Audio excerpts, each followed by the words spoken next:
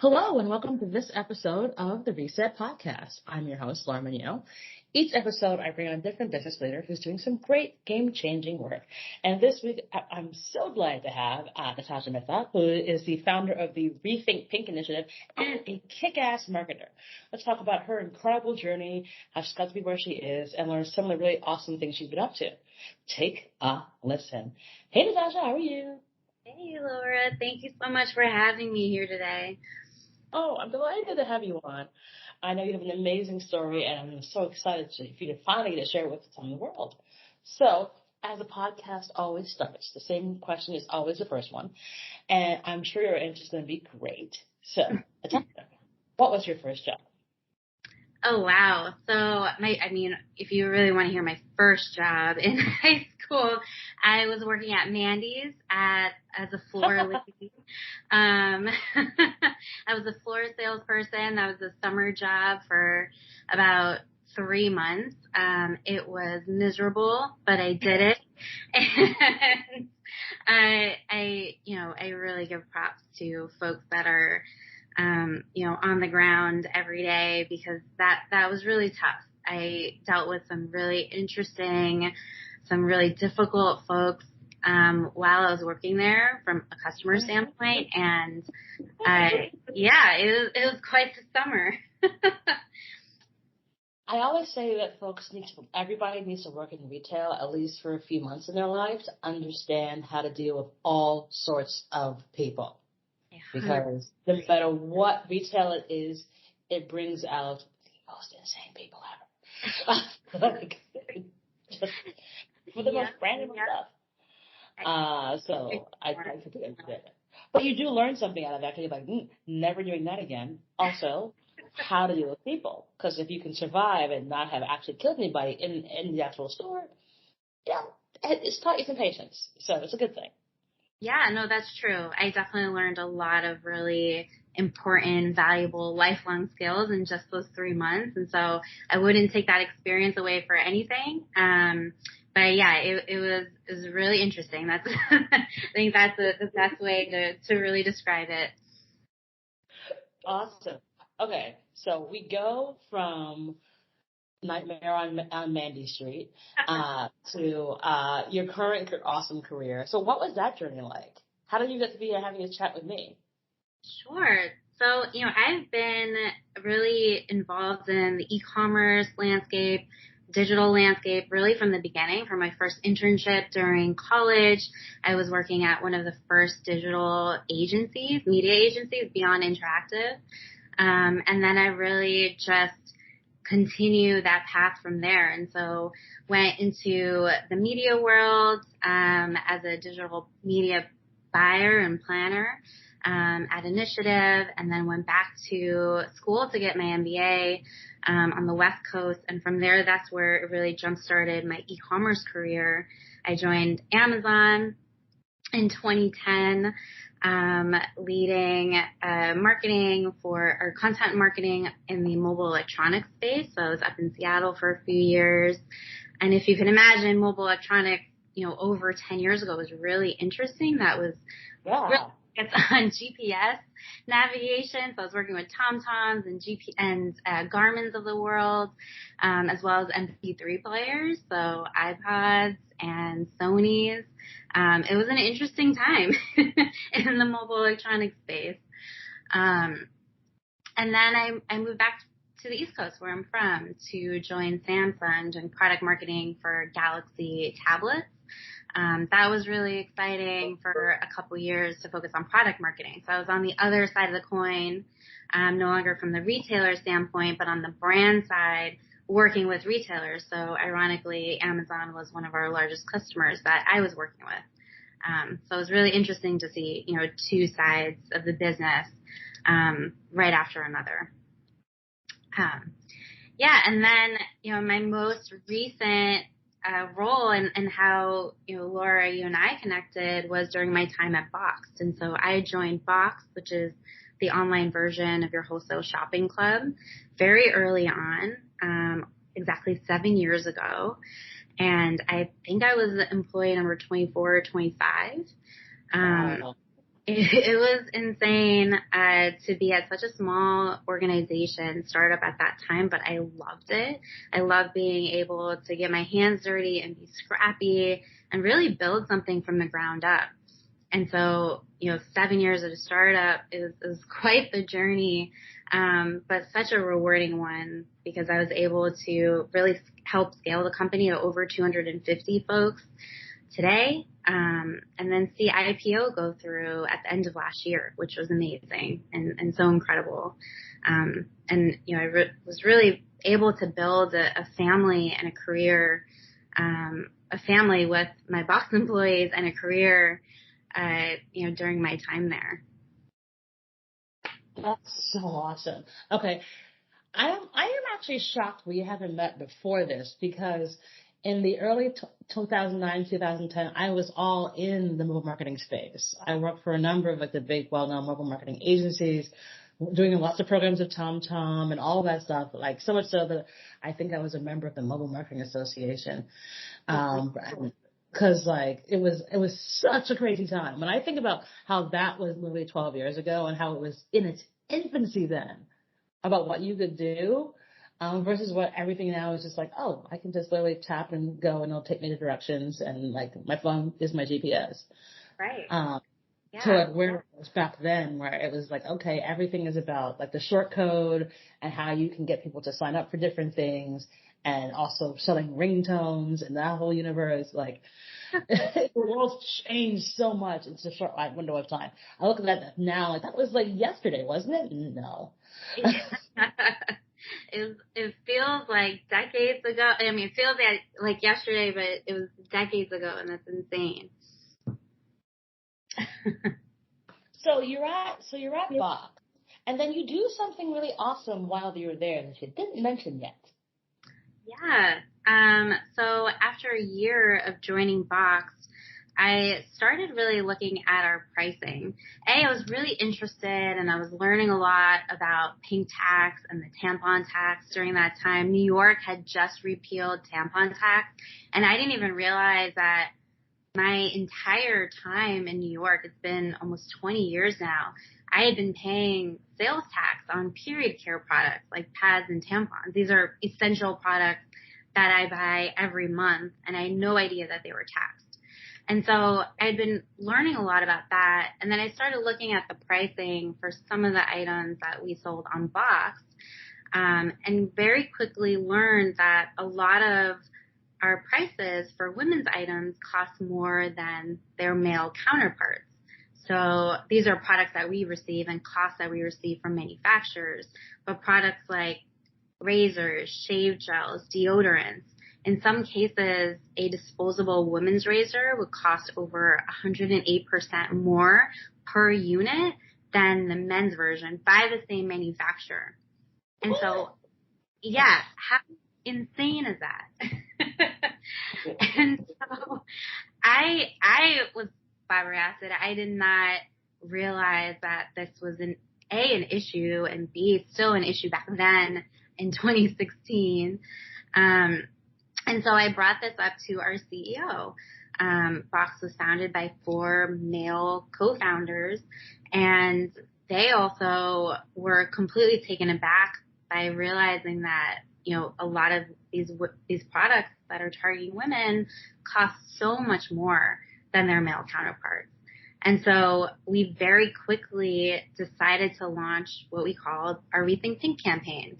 And so within 2 weeks, we discounted those products that cost more for women than for men, as well as discounted period care products to offset the sales tax. We obviously cannot remove sales tax because that's state by state, but we can offset it through our pricing.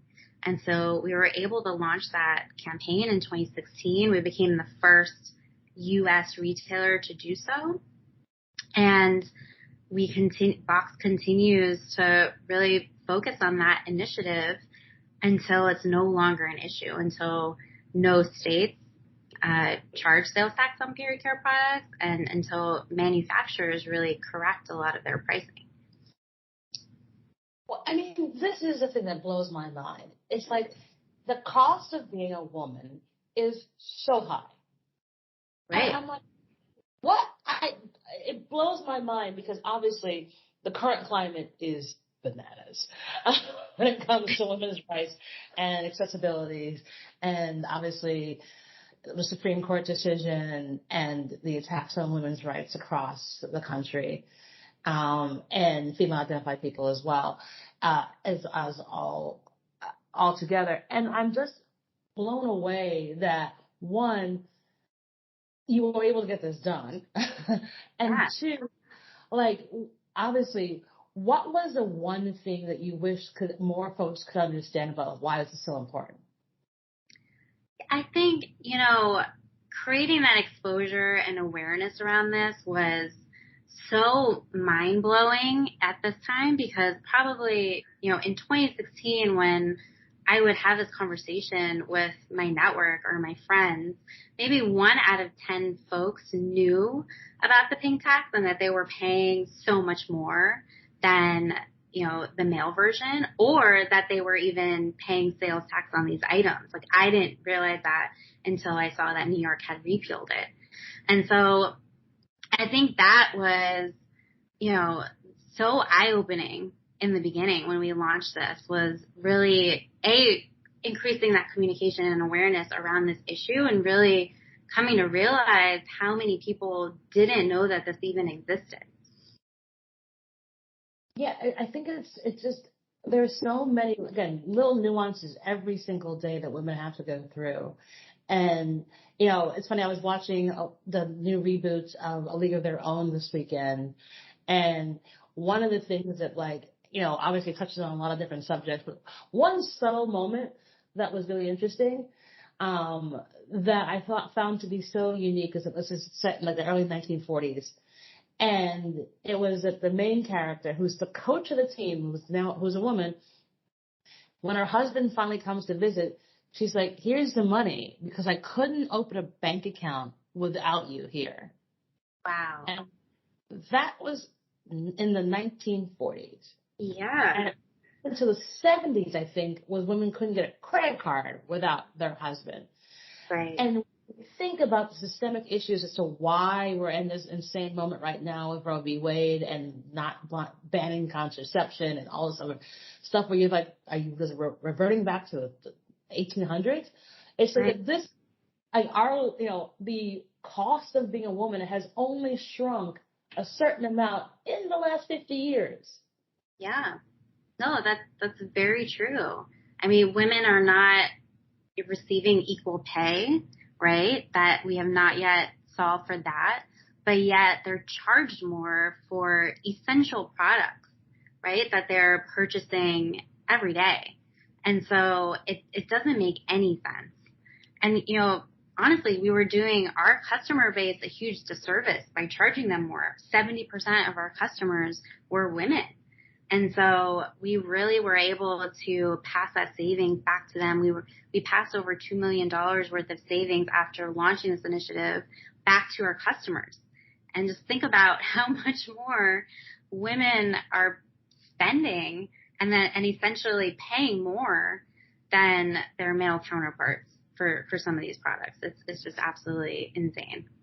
When I think of whenever I go to the store and I go to buy a razor, and I'm like, why is it $14? Exactly. Look the same as the male razor, except it's pink. And I don't care if it's pink. I want it to work. Oh, agreed. I think that the good thing is that, in the past 6 years since we've launched this initiative, we've seen a lot of change. We've seen a lot more states introduce bills to repeal tampon tax. I testified in 3 of those states that went on to repeal tampon tax, which was amazing to be part of. But now it's so much a part of conversation, whether that is pricing inequities between women and men's products, or paying sales tax on tampons and pads, and now also diapers. That has really become a bigger part of the conversation as well. And so it's really incredible to see the change. I think when we had launched the initiative, 35 states had still charged sales tax on these essential products. And today that number has gone down to, I think, 28. And so change is happening. It's not happening quick enough, but it is happening, which is incredible to see. But then you hear about, other countries that have taken really large steps to tackle this problem. Canada, as a country nationally, repealed the tampon tax in 2015.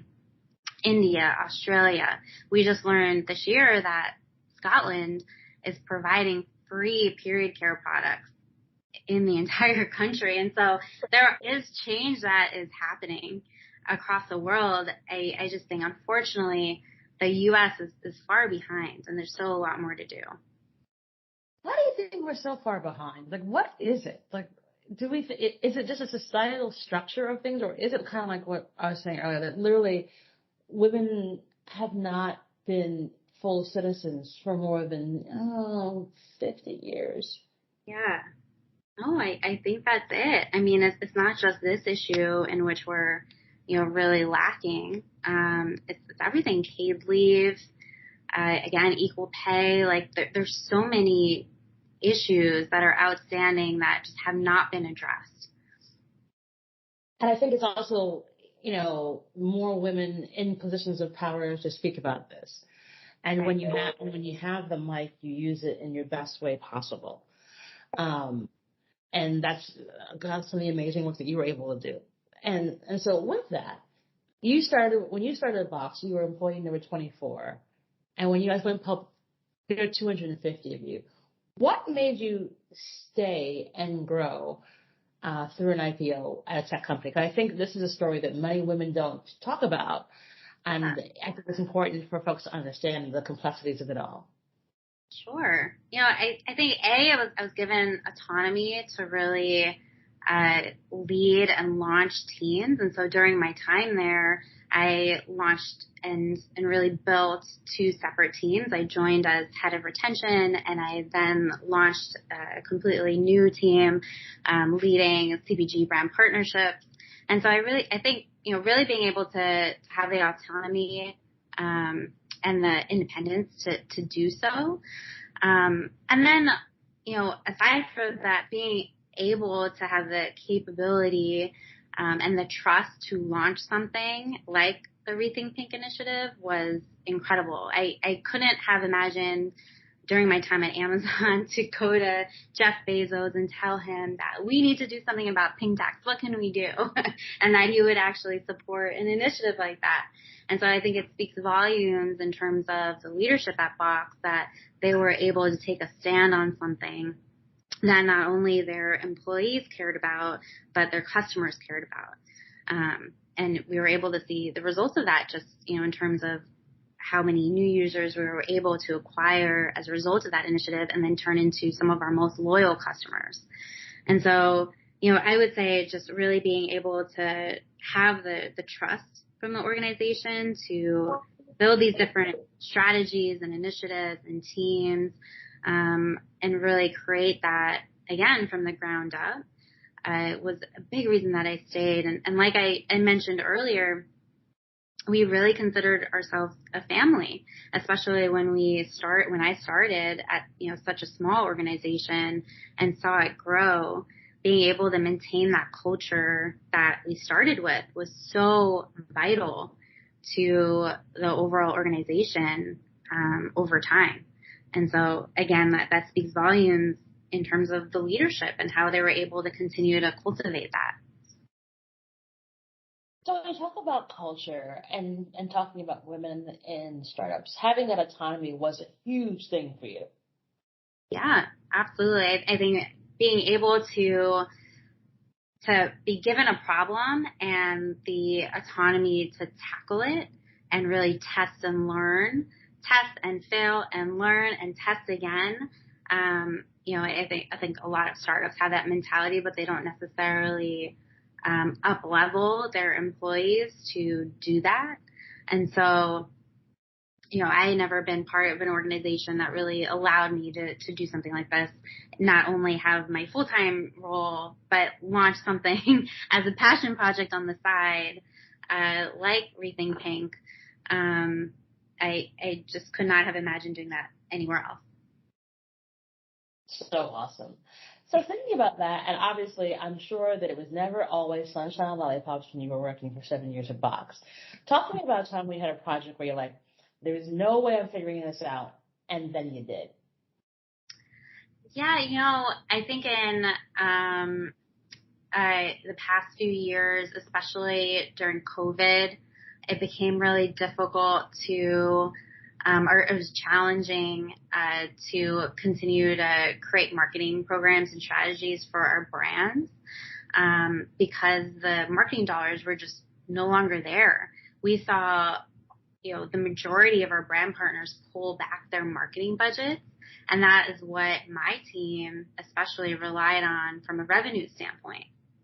And so that was really difficult in the beginning. We didn't know how we were going to overcome that. But we did. And we did so through really working closely with a lot of our long tail, smaller brands. Up until that point, we had relied so much on probably, 10 of our biggest brands that represented the majority of our revenue from a marketing standpoint. And when we started really focusing on the smaller players and the smaller brands that may not have had, huge marketing budgets like these other brand partners did, but once we were able to really focus on them, those little brand dollars added up. And we were able to essentially match what we had been doing with our larger brand partners. And so I think just being able to be creative and really lean in with smaller players that didn't necessarily have all those marketing dollars that the bigger guys did, but creating, custom proposals for them and really being able to show growth in their business was able to unlock more dollars down the line. Really cool. And, I think it is like so refreshing to hear about one, having the autonomy, but two, being able to problem solve. Because I think that there is this like intimidation about why, especially women in startups don't stay. And so it's a testament to like where you were able to kind of set up for success and to thrive when you were at Box in those 7 years, because folks, believe in what you were able to do, and then you delivered. Right. Yeah. It's true. And like that's the key here. It's like if you give folks the opportunity to actually go out there and do the damn thing, they'll do the damn thing. Like that's all you really need. Right. Yeah. And when you're thinking about all that work, like you go ahead and achieve it. Now let's take it back. What would you tell 21-year-old Nitasha thinking about everything you've gone through in your career today? Yeah, I think I would tell her that you don't have to have everything figured out. And, your life will change so much. You'll go through so many ups and downs, successes and failures that at the beginning of your career, you don't have to have it all figured out. You'll get there. I don't know that I still have it figured out today, but I feel really proud of what I've been able to accomplish thus far. And so I think so many young folks, especially at the start of the career, feel like they need to know exactly what they want to do, whether that's societal pressure or pressure from their families, and that, they have to receive a certain type of education and get that first, high-paying job. Otherwise, they are not going to amount to anything. And that is absolutely untrue. I've changed, throughout my experiences, I've changed my career path, my focus, what I'm passionate about countless times. And it's what, led me to where I am today, where I feel very comfortable in my expertise and what I want to do and what I'm passionate about. And so, I would tell 21-year-old Nitasha, like, take your time. You don't need to have everything figured out. Yes, and the race is not for the swift, and you'll be fine. Like, still, I think it's racing to have everything figured out by the time we're 25. We'll be done. Oh my God, what have we done? It's like It's the road is the fun part. Like, Yeah. that's the key about this. The journey along the way is the most important part. 100%. And so now as you're working into your like next side of the universe and taking your talents to do something unique and different, where do you want to be? Yeah, I think being able to launch the Rethink Pink initiative as a side passion project had really whet my appetite in terms of women's health. And, organizations that are really focused on, the greater good and are mission driven. And so that's definitely something that has whet my appetite and has really led me to, to understand what I seek in my next role. It has to be an organization that's focusing on solving a problem. And ideally, in the women's health space, there's so many incredible brands that have launched that are really focusing on prenatal, postnatal, postpartum, menopause, that hasn't really been a focus, up until recently when it has come to healthcare. And I think there's so much opportunity in that space, and I'm really excited to see where it's going to go, and I want to be part of it. Oh, you totally will. I got friends for days to introduce you to. You all know who you are. You'll be getting an email soon. But I think it's really interesting because right at this moment, I think we're at this unique confluence of women's health being brought to front and center and folks being activated around it, but also slowly folks are starting to see that there's money to be made here. It's like we're 50% of the population. Right. We spend more money. If you actually talk to us, we'd spend our money with you. And the healthcare space, when I think of the things that are just so annoying about women's health on a daily basis, where I'm like, why has no one figured this out yet? Like, this is dumb. Like, if you think about what people have to do for mammogram screenings and all the things that go along with that, reproductive health services, mental health services, like, there's such a big gaping hole of opportunity there. And the reason we know hasn't been solved yet, because no one's funding it. You'd rather give that to supposedly proven founders who like blow up companies and then, oh yeah, you did. Here's another couple $100 million. Go ahead, do it again. Yeah.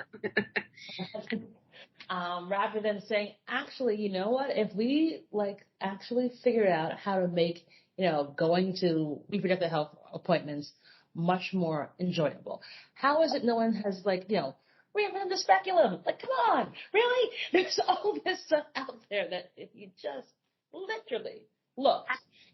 I agree. I couldn't agree more. I mean, I think about, the stirrups that women have to put their feet in, during a pap smear, ultrasound. They're so cold and sterile. Like, let's get some fuzzy slippers on them. Like, why can't I be comfortable when I'm being probed?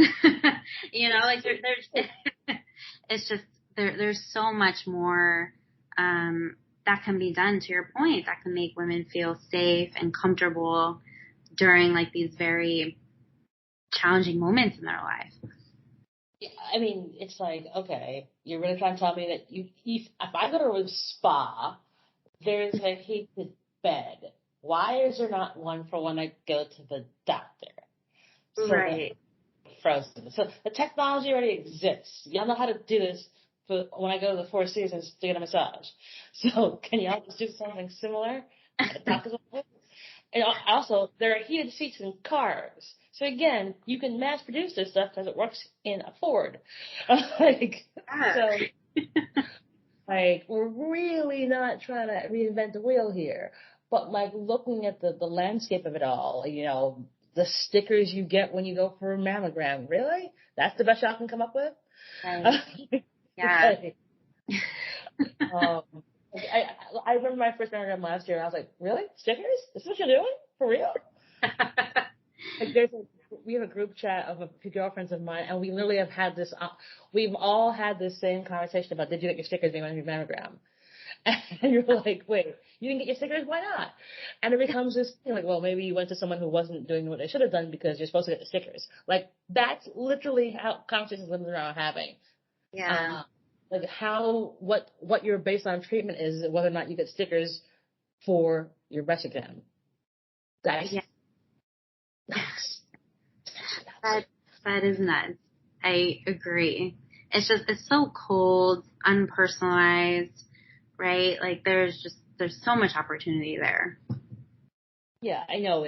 No, as someone who builds experiences for a living, obviously I think about this stuff a lot.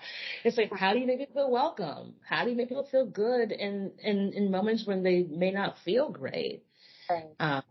Like, and again, even the billing conversations, like if you think about it from like a purely financial conversation, like that stuff gets brought up to you the minute before you go in to get an exam. Why? Could y'all not? Yeah. Yeah. Um, Especially if you're going through something extremely hard and trying, that's the last thing you want to think about, right? exactly. It's like, how do you make people feel welcome in a home in healthcare situations when any number of terrible things are going through your mind? And the last thing you want to think about is anything externally. And then they're like, oh, so here's your bill. It'll be $10,000. Like, how are you paying that today? Or come sit in these very cold stirrups. Like, there is all this stuff that, I hate the word disrupted, but I think it's more like interrupted. Like, we interrupt your lame ass programming for something better. I love that. Steal it, go for it. It starts back with something as simple as what the pink tax really is, and fundamentally it just cracks open the egg of all the other infinite opportunities that are available in and around women's health if folks just paid attention. That's right. Yeah. 100%. So obviously, you're on a little bit of a break. Although you're trying to figure out your next great move, which will be fantastic, I'm sure. So what do you do for your self-care? Oh, a lot. Let's see. I really prioritize that. I think, as a lot of folks have or should, post pandemic, I think, we didn't realize how much it really affected us to be separated from our friends and family and so isolated. But it's really taken a toll. And so I've really, made it a point to prioritize my self-care. So, especially during the summer, I love going to the park with a blanket and a book and just sitting there for hours with myself, in a beautiful space, and, reflecting or reading, a great read. That's one way. Exercise is very important to me, or staying active, not necessarily to stay fit or lose weight, but for my own sanity, just doing something to stay active. So, I love yoga and the Peloton, which was a COVID purchase. People did the same thing. Yeah, a lot of people. There's some really great used Pelotons on the market now as folks get rid of them. FYI, if you're looking, but yeah, no, those are, things that are very important to me. I don't feel like myself if I'm not either going to a yoga class or doing Peloton. And then traveling, especially now, Laura, you and I were just discussing our travels over the summer. And that's something that really brings me joy and happiness, being able to explore new places. I will eat anything and everything. Hence the need for the Peloton. But, that is what's really important to me, is continuing to learn, through travel. And so I've really made it a point to prioritize those things. Awesome. And really important. Like, I think you're right about it. It's like the ability to just move, no matter what it is. Like, again, if it's like some stretches, some yoga, walking outside, I can't tell you how much it is important to do this because, like, you need some alone time. Like, it's okay to have alone time. I think sometimes people are like, wait, well, I need to be around groups because it's been with COVID, blah, blah, blah. But actually, no, your solitary time is actually just as important as being with other folks because you need to, like, that unplug, disassociate for a little bit and just, like, be with yourself. Is necessary, especially after the last couple of years we've had. That's right. And I think that's something that I really came to appreciate through COVID is really focusing on myself, right? And putting myself first. And really, to your point, being able to, spend some time alone. And be okay with that and comfortable with it. Be okay with it. I think that's what oftentimes folks are like, oh my God, if I do that, but what were my thoughts? What would happen? I'm like, you have your thoughts. Right. Exactly. I think this is really important, right? This is putting yourselves first is, obviously the most important aspect of this, especially as women in business, that we are trying to serve everybody. And forgetting that, like, if we are not doing the oxygen mask first, then we can't help anybody. Yeah. So we have to make sure that as we, navigate, these trying times that continue to arise, we are taking excellent care of ourselves and, putting ourselves first, and prioritizing our physical and mental health because we only have this one life. Right. Yeah. Couldn't agree more.